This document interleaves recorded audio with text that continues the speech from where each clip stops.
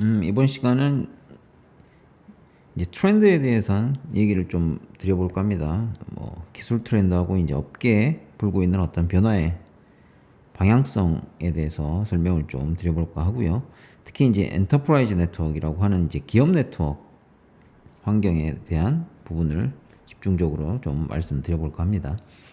여기 이제 관련된 기술들에 대해서도 쭉 설명을 좀 드려볼게요.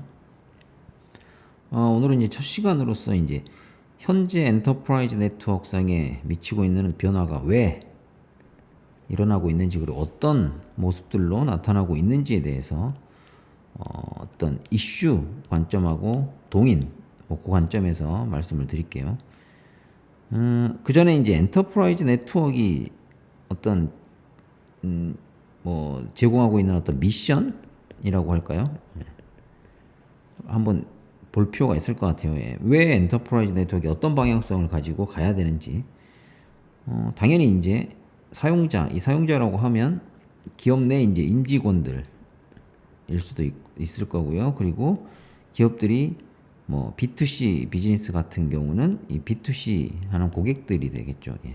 서비스를 제공하는 이 고객 사용자와 그리고 자사의 실제 비즈니스의 성장을 위해서 일하고 있는 임직원들과, 그리고 그 기업이 이용하고 있는 업무 시스템들이 있죠. 뭐 이거를 뭐 응용이라고 얘기할 수도 있고, 그 다음에 어떤 워크로드라고 얘기를 할 수도 있을 것 같아요. 단위 업무 시스템들. 그래서 크게 이제 네트워크 관점에서 봤을 때는 이제 데이터를 이용하는 사람들과 생산하는 사람들, 그리고 그 데이터를 가공해서 어떤 제3의 데이터, 좀 더 기업이 비즈니스에 활용할 수 있는 어떤 이제 시스템화된 데이터로 변화를 시켜주는 그런 시스템들과의 빠르고 안전하고 비용 효율적인 데이터의 전달 경로를 제공하는 게 목적이라고 저는 이제 생각을 할 수 있을 것 같아요. 여기서 키포인트가 사실 누구랑 통신을 해야 되는지에 대한 부분이 나올 거고요.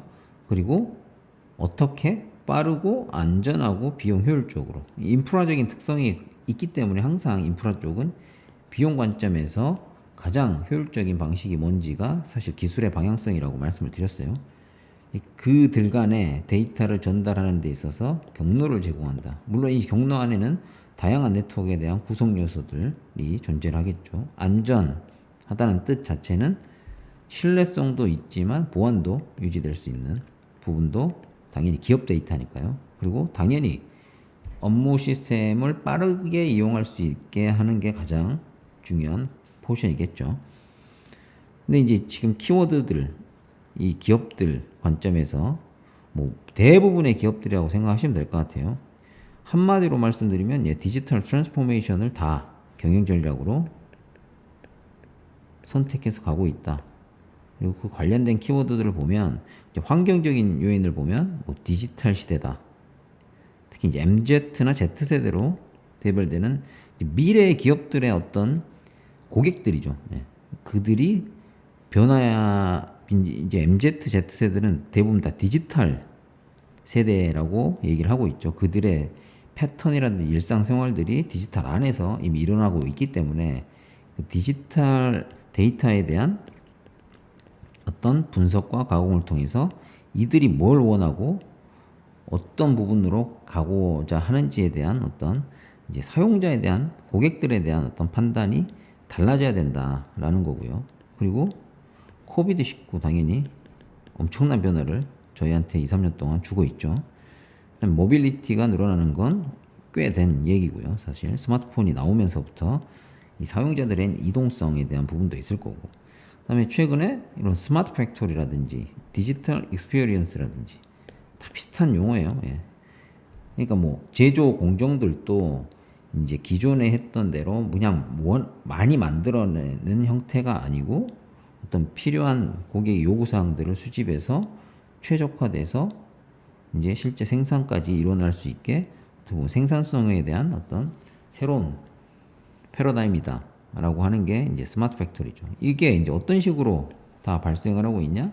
그리고 뒤에 이제 나오는 이런 기술들로 인해서 이런 게 가능해진다라는 거죠. 그 중에 이제 가장 큰 게 사실 뭐 AI, 빅데이터, IoT 다 들어보셨죠? 예.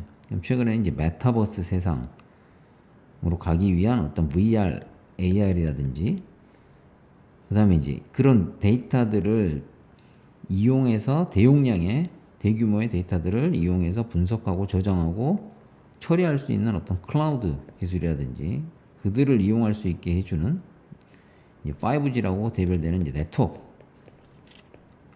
네트워크인데 사실 이런 기술들과 환경 요인 때문에 기업들은 이제 디지털 트랜스포메이션이라는 DX 경영 전략을 가지고 이 시스템들을 어떻게 하고 있다? 시스템들이 네트워크 관점에서 봤을 때 다시 이제 말씀을 드리면 기존의 기업의 업무 시스템들은 다 어디 있었죠?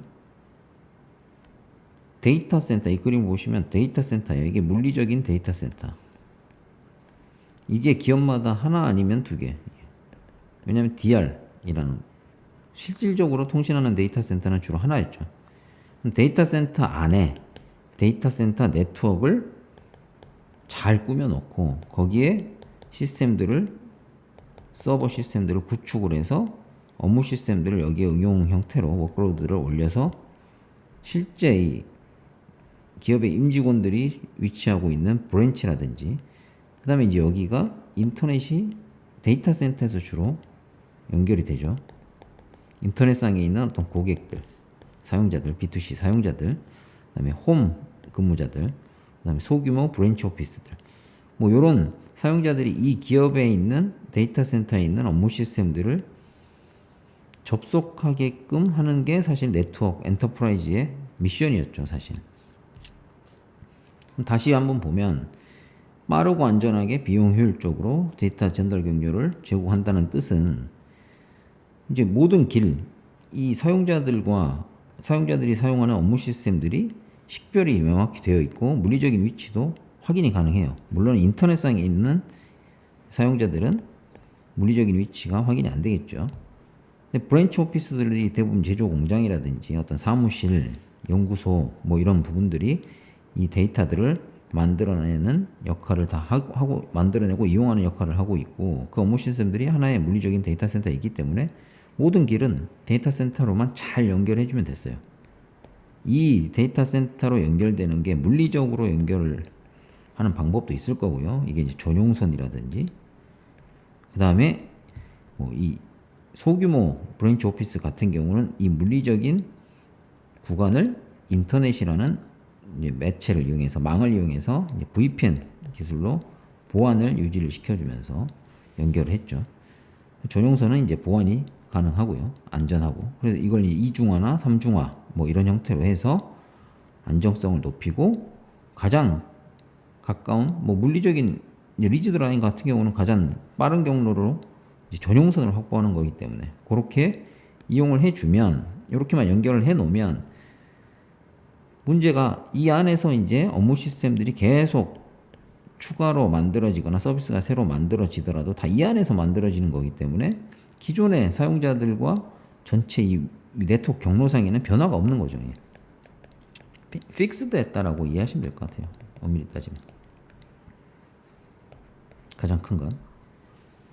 그래서 뭐 인하우스로 개발을 하든 시스템을 아니면 외주를 줘서 개발을 시키든 필요한 해당 기업이 필요한 시스템들을 계속 여기다 구축을 하고 그걸 활용을 해서 서비스를 제공하고 있었죠. 근데 위와 같은 이제 DX, 디지털 트랜스포메이션 환경에서는 이런 수많은 데이터들과 분석 서비스, 데이터 분석이라든지 그 다음에 어떤 데이터를 받아서 처리하는 데 있어서 뭐 제가 볼 때는 가장 큰 게 그건 것 같아요. 업무 시스템 관점에서는 내가 다 만들어서 자체적으로 이제 더 이상 구축해서 위와 같은 요구 사항들을 미트할 수 없다.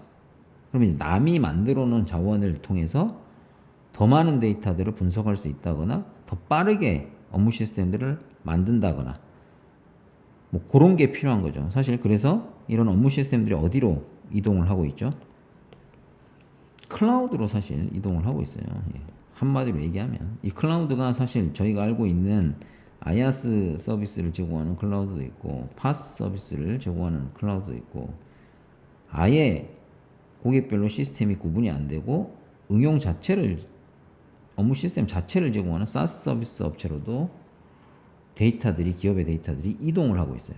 기업의 데이터가 이동한다는 뜻은 업무 시스템들이 이런데 뭐 MS5365라든지 워크데이라든지 애저에 아이아스를 깔아서 만들 수도 있고 salesforce.com 같은 SaaS 서비스를 이용할 수도 있고 SuccessFactor 같은 SaaS 서비스를 이용할 수도 있고 그다음에 구글이라든지 AWS 뭐 이런 클라우드 사업자의 시스템을 구축할 수도 있는 거죠.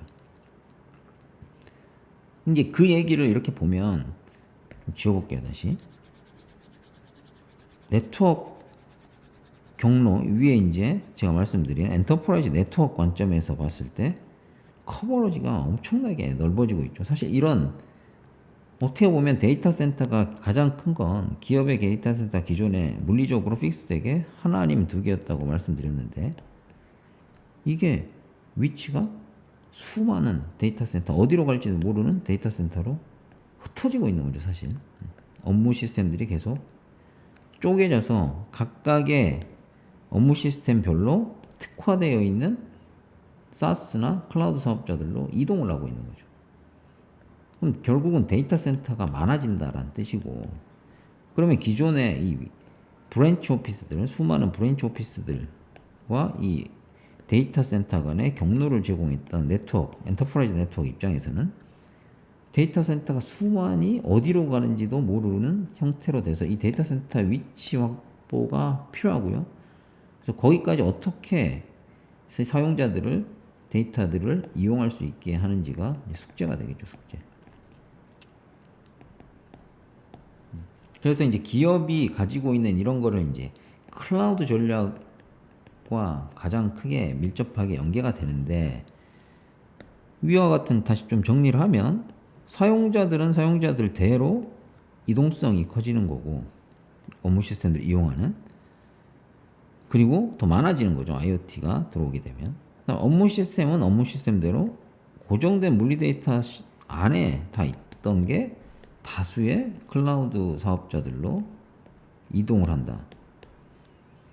그래서 기존에는 이 브랜치 네트워크 내부를 잘 만들어주는 게 랜이라고 했죠. 랜. 그리고 데이터 센터처럼 이런 고용량의 중요한 시스템들을 가진 네트워크들을 타겟팅하는 게 데이터 센터 네트워킹이라는 기술 영역이 아예 별도로 있었어요. 그리고 이들을 최적의 경로를 물리적으로 구성하고 라우팅을 통해서 이용할 수 있게 해주는 게 웬이라고 했죠. 그렇게 이제 영역이 딱딱 구분돼서 잘만 만들어 놓으면 계속 쓰고 있었는데 이런 이 데이터 센터들이 이제 업무 단위로 쪼개져서 어디엔가 인터넷상에 위치하는 어떤 사업자들의 각각의 서비스망으로 데이터들이 이동하고 있다. 그래서 기존에는 여기만 보면 됐었는데 여기만 집중해서 그리고 이제 물론 인터넷을 쓰는 거는 이 데이터 센터 한 곳에서 잘 쓰게끔만 만들어주고 이 사이에 이제 보안적으로 솔루션들을 둬서 네트워크 보안을 유지를 시키면서 데이터에 대한 보안을 감시를 하거나 차단을 하거나 이제 인터넷상에서 외부에서 공격이 들어오는 걸 다 막고 있었죠. 그러면 이런 관점에서 저희가 이제 해야 될 일들이 대충 나올 거잖아요. 그럼 클라우드 사업자들, 이런 서비스를 제공하는 이 사업자들의 네트워크를 연결하기 위해서는 이 기존의 기업망과 이들과의 망을 어떤 식으로 연결할 건지가 언뜻 보면 알아야 될 사항일 거고요. 그리고 이 실질적으로 망을 연결하는 데서 네트워크에 대한 미션이 끝나는 게 아니죠. 데이터 전달 경로를 요런 세 가지의 특징을 유지할 수 있게끔 만들어줘야 되는 게 특징이기 때문에 경로를 만들어주기 위해서 알아야 되는 게 또 이런 사업자들이 네트워크 서비스를 어떤 식으로 제공을 하는지 이런 경로를 연결할 수 있는 서비스를 어떤 식으로 제공하는지를 알아야 될 부분들이 있을 거고 그 경로를 빠르고 안전하게 비용 효율적으로 구성하고 문제가 안 생기고 싸고 보안적으로도 이슈 없게 쓸 수 있는 방법을 제안을 해야 되겠죠. 그렇게 엔터프라이즈 네트워크 입장에서는 가장 큰 변화가 일어나고 있다라고 이해하시면 될 것 같아요. 그래서 좀 정리를 해보면 기존의 망은 모든 길은 하나 아니면 두 개의 데이터 센터로 집중이 돼 있었고, 그다음에 대다수의 업무 시스템들은 여기서 만들어졌어요. 그래서 이 안에 어떤 업무 시스템들이 만들어지는지 네트워크 담당자들이 다 포트를 할당하고 새로운 서버가 들어오면 연결을 해주고, 거기에 이제 응용 담당자들이 업무 시스템을 구현을 하는 형태였기 때문에 어떤 업무 시스템들이 들어올지를 이제 네트워크 하시는 분들이 또 피드백을 받을 수 있는 단계가 있었죠. 업무 하는 과정상으로도 봤을 때.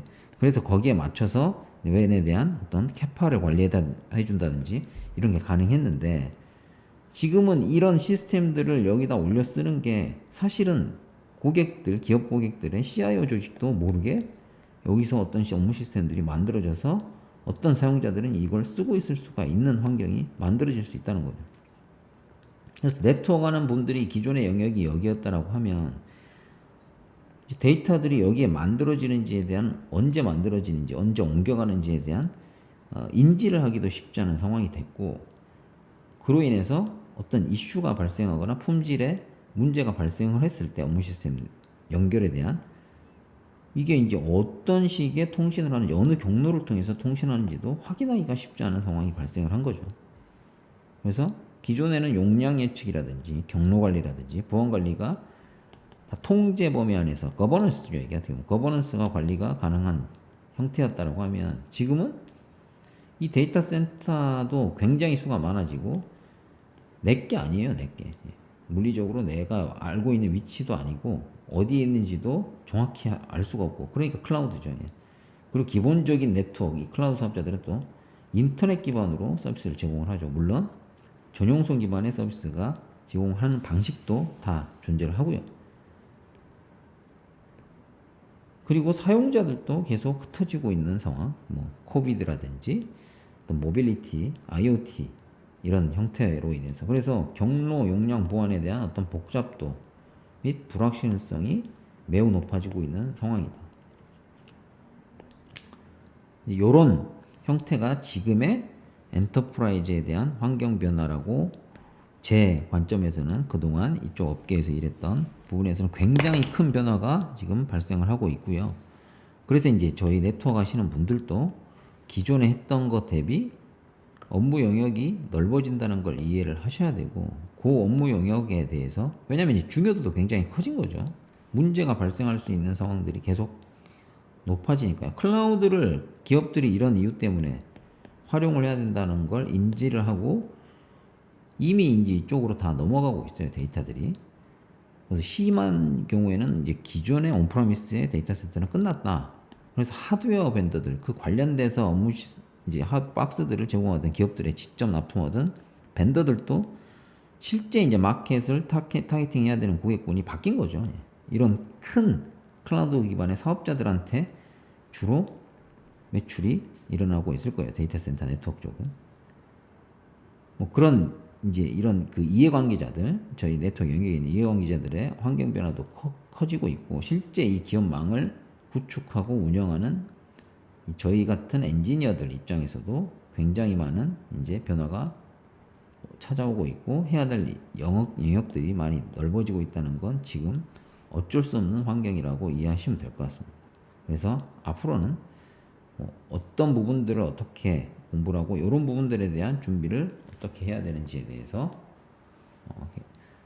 제가 시간 날 때마다 좀 정리를 해서 업데이트를 해드리겠습니다. 감사합니다.